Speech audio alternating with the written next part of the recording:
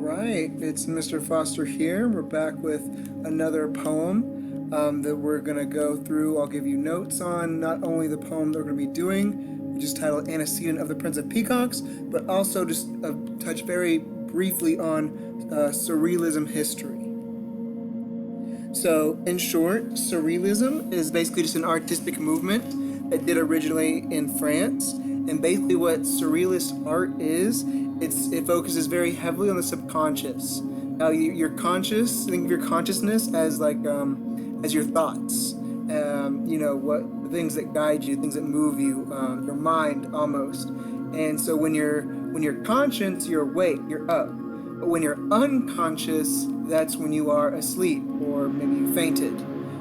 So when I say that Surrealist art focuses heavily on the subconscious, I mean that it focuses on the part of your thinking that isn't at the forefront, the kind of in the background thoughts that maybe you don't even know why you have. Like, for example, my conscious thought would be, I like the color red.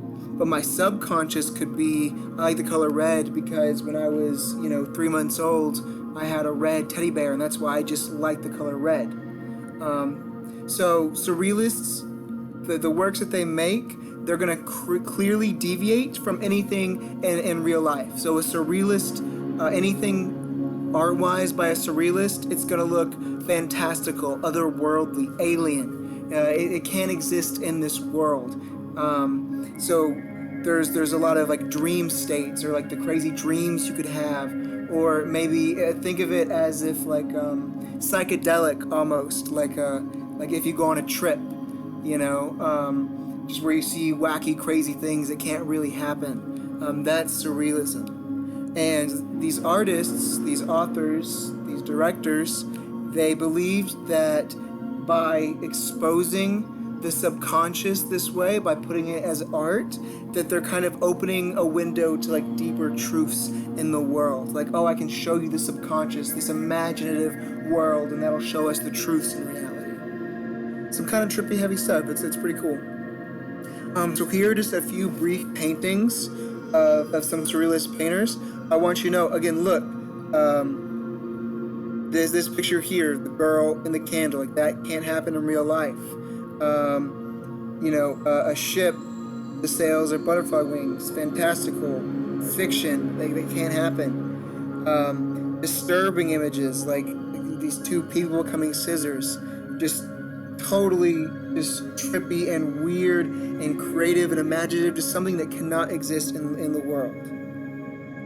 And for our poem that we're looking at, I want us to look at these two to give us a broad understanding. I want you to note the just blue background, the empty plains on both of these. And then we have these fantastical elements, this giant floating head and these little people watching, or these horses and elephants on stilts next to, a small man. So it's almost like, they're in like a blank background and these just dreamlike figures appear.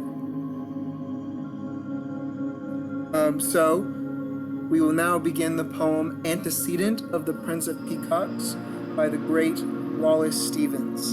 And just by looking at this peacock picture, you can tell you're getting that surrealist image. This looks trippy, this looks strange, this looks like it can't exist in real life. There's eyes everywhere on this creature.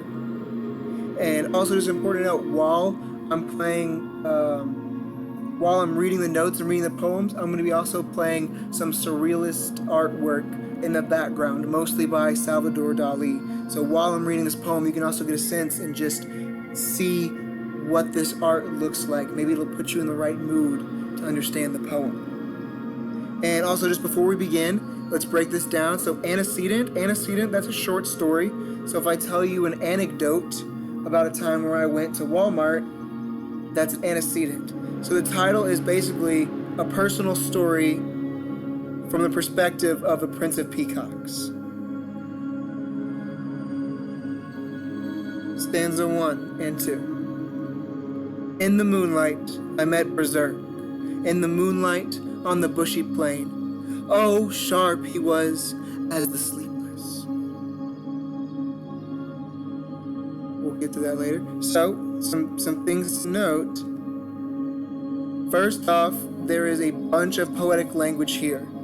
Okay, first thing I want to mention, whenever you see in the moonlight, I want you to think a pale blue light source, just a light trickling through clouds. It's very pale, it's very subtle, it's kind of bathing the landscape, it's blue. And speaking of landscape, the narrator says that our prince of Peacocks, he is on a bushy plain. So he's basically just in this empty, vast space. Think of just a huge, sprawling landscape of just some grass and bushes, just nothing else as far as the eye can see. And that landscape is bathed and covered in this blue, foggy light. And that's where our main character is. Already you should hopefully see the connections between what kind of the two paintings looked at before looked like. Whenever our author uses blue, he's kind of connecting it with dreams. So whenever he's in this blue landscape, that means he's dreaming. Surrealist arts often connect with dreams, and moonlight is kind of a big part of that. And we can even connect it further by he's as sharp as the sleepless. So if Berserk is sleepless, then our main character, he's probably not. He is sleeping. So when you see moonlight, when you see blue, that's referring to dream state. Other thing I want to mention here is it says, I met Berserk. So we have our main character, he's there, and then he met this other person. And Berserk, I kind of want to talk about that. To talk about kind of the root of where we get what Berserk means. The Berserkers in the Vikings were said to be uncontrollable, bloodthirsty warriors, whose only emotions were rage and a lust for blood. They were said to have fought in battle with a trance-like fury, tearing enemies limb from limb, and never yielding, even when struck in what would normally have been a fatal blow. Legends have it that in order to reach this level of invulnerability and sheer madness, Berserkers would need to undergo something of a symbolic death, which would lead to a symbolic resurrection in order to unlock these sacred powers. Bearing in mind, Berserkers were just normal men once upon a time. But in order to reach that higher power, they would enter the wilderness and live life as their totem animal would, some choosing a bear or a wolf. Whilst under this strange training, they would aim to strip themselves of their humanity to the point that they were indeed more animal than human. By some accounts, the Vikings who became Berserkers would divide into two groups. The group who chose the bear as their totem animal would become known simply as the Berserkers. Meanwhile, those who chose the wolf would become known as the Ulefnar. For the sake of this video though, and to prevent everyone's ears from bleeding from my pronunciation of that word, I'll simply be referring to them as one group under the name Berserkers. Some accounts note that the Berserkers would wear the hides of their totem animal around them so as to serve not only as warmth and to embed themselves in the animal, but also to caution those who they came across that they had gone beyond the confines of humanity and were in essence now a predator of animalistic nature. Other accounts indicate that the Berserkers would drink the blood of their totem animal so as to fully integrate their own physiologies with that of the beast. Once the training was complete, they would enter the battlefield and go absolutely nuts, hacking down enemies with the same ferocity as a wild animal. As they had stripped themselves for human emotion, this meant that they had no fear, no reserve, and barely any moral standing at all, which meant they would stop at nothing until the enemy was entirely vanquished. Some accounts have it that these Berserkers would even enter the battlefield with no armor, no shields, and sometimes just their bare fists swinging left and right. In some cases, the Berserkers were said to have even bitten down on their shields, tearing chunks of the wood out with their teeth. It's surreal to think about being on the other side of the battlefield, staring at a hulking man who just ripped a bit of his own shield out with his mouth, but it would certainly link with the Berserker's goal of dehumanizing himself and becoming more animal as he gnawed and snapped at everything, even his own weapons. Through these sorts of conceptions, it's easy to associate Berserkers with the process of dehumanization that they were said to want to achieve. Other accounts suggest that the Berserkers drew their strength from the god Odin, and that they would become psychologically impervious to pain through the virtue of their belief in him. Considering themselves as devotees of the god, their beliefs may have served to fuel them with a certain ecstasy and inspiration that saw them go above and beyond in the heat of battle, where other men may have simply conceded. An Icelandic historian and poet named Snorri Sturluson once said of them, Odin's men rushed forward without armour, were as mad as dogs or wolves, bit their shields, and were as strong as bears or wild oxen, and killed people at blow, but neither fire nor iron told upon them. However, there is another theory presented by a 1784 priest named Udman, who believed that the state of going berserk was the result of men in the wilderness eating agaric mushrooms. White agaric has since been suggested to cause berserk fury and sometimes hallucinations. Such hallucinations may have given the berserkers the illusion of invincibility or divine strength. So in essence, their prowess on the battlefield may have simply just been a false sense of confidence. The mushrooms can also lead the user to feel apathetic, which could explain how berserkers were so able to inflict so much pain upon others without feeling remorse or grossed out by their own bloody hands. Mushrooms, however, have never been mentioned in the sagas, so there could always be some truth to the Viking ritual of becoming an animal. Another explanation for going berserk can be explained in a psychiatric sort of fashion. The theory has it that groups of warriors would enter a ritual process that would induce them into a hypnotic state. It was in this state that they lost conscious control of their own actions, and were then directed by perhaps their chief or someone in charge to go and fight. In this disassociative state, the berserkers were operating on a subconscious level, so much so that they would have a reduced awareness to pain. A more supernatural belief exists that seeks to explain the achievement of the berserker's trance through ritualistic dance, possession by Odin, or possession by the spirit of animals, in which the body is overcome by these spirits and turned into a vessel made for utter destruction. So, now that we've kind of seen what a berserk means, it kind of puts the rest of the poem into consideration. So we have our Prince of the Peacocks. He's in this blue dream state, and he meets this berserk, this bloodthirsty monster. And I'm thinking, why is he even here? And also, why does it say, oh, sharp he was as the sleepless? So why does he stand out amongst this sleepless, dreamy world?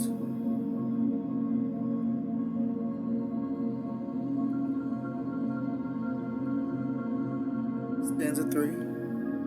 And why are you red in this milky blue? I said. Why sun-colored, as if awake in the midst of sleep? So the narrator is asking, why berserk? Why is this barbarian? Why is he red in this dream world? That again, make sure you're remembering the dream world that the blue light represents. Then he asked it again, kind of saying the same thing. He says, why are you sun-colored? Why are you red? Like you're awake around all this sleep. So basically, we know the answer now. Berserk is red. He looks like the sun. He's blazing. He looks red. And the world that their character is in is blue. So if blue represents the dream, the subconscious, the imagination, then red, the exact opposite, has to equal reality. He is awake in the middle of a dream. The berserk stands for the real world, or the conscience, and the blue setting stands for the dream, the unconscious. So basically we have reality clashing with imagination right now. You that wander, so he said, on the bushy plain, forget so soon, but I set my traps in the midst of dreams. Okay, so Berserk is now telling us that he came to this dream world and he's setting out traps. And when I think traps and dreams, I kind of think nightmares. You know, where like you're kind of stuck in the nightmare until you wake up. That's like the one bad thing that could happen with a dream. So I'm thinking, okay, this force of reality is creeping into this person's dream, and he's setting little traps there. So once again, we have reality, the real world, kind of trying to, it's fighting the imagination, the subconscious, the dream. I knew from this that the blue ground was full of blocks and blocking steel. I knew the dread of the bushy plain and the beauty of the moon. Nice. Wow. So some more things to unpack. Just keep remembering, whenever it mentions blue, that's the dream world. It says the blue ground, so the ground of dreams, that empty space just full of some bushes all around him. That ground is full of blocks and blocking steel. So when you think block, you think, something that could stop you, an obstacle. Blocking steel, maybe that's even like a literal like bear trap or something like that, I don't know. But something's blocking his path, probably referring back to the traps that Berserk mentioned he sets for the people that travel this world, for the people that travel in dreams. And he's saying he knows the dread of this bushy plain, this dream world that's scary, but it's also beautiful, bathed in moonlight. So being in this dreams, knowing your subconscious is exciting and yet scary. It's beautiful and terrifying at the same time. Falling there, falling as sleep falls in the innocent air. And I just kind of want to appreciate, so this is a continuation of this one. So of the bushy plain and the beauty of the moonlight, falling there, falling as sleep falls in the innocent air. How this stanza completes, he's almost like scared here. I know that it's scary, there's traps everywhere, and then the beauty of the moonlight, falling there, falling as sleep falls in the innocent air. The way it's structured, it's almost like he's getting really excited, and then he's kind of winding down. He like gets really scared, but then here in the last part of stanza 5, he's just kind of winding down. Like if you read it, it sounds like he's like taking some deep breaths, falling there, falling as sleep falls in the innocent air. So it's almost like he was about to get trapped. He was worried, okay, reality's crashing into my dreams. What am I gonna do? And then he's like, wait, no. This place is beautiful. I'm safe. And he kind of falls back asleep. He goes back into the dream. So that's the poem. Just to kind of recap, some things we normally see in surrealism. There's normally always a dreamlike setting. There's normally a juxtaposition, like, something very normal, like a person, and then something very abnormal, like a floating huge space. Distorted figures, so maybe eyes on hands, or their legs where their arms are, and just kind of strange assembly of objects. So just like scissors, being made of people, or a boat ship being made of butterflies. And I want you to pay attention to surrealist paintings that have these following characteristics. Don't read them out loud here. You got this. I'm not going to bore you or take any more of your time. So the assignment, I'm going to pose this up as well, but basically, I want you to write a poem in the surrealist art style. I want you to write a poem where things are wacky, things are dreamlike, something couldn't happen in the real world, just something completely off the rails, if you will. You can write about a dream that you have that seems strange. I want you to be detailed. Use colors, use imagery, describe what your dream looks like. Maybe there's a character, maybe they say crazy things, like, tacos over Tuesday, the dog barked. Just something wacky that you're like, what alien language is this? What are you talking about? You can write about the dream, or you can write about the unusual experience that you've had, using kind of the same instructions before. So you're going to write that poem, okay? Then you're going to create a PowerPoint, and that basically I want you to use surrealist art as the background of the poem. So you know how this is the poem here, stanza 1, 2, 3, but instead of this blue background, I want you to have a surrealist painting be your background here instead of this nice blue. So you can do that by Googling surrealist images or painters. But just have fun. Try and create something really wacky, just really unique. And I really look forward to it.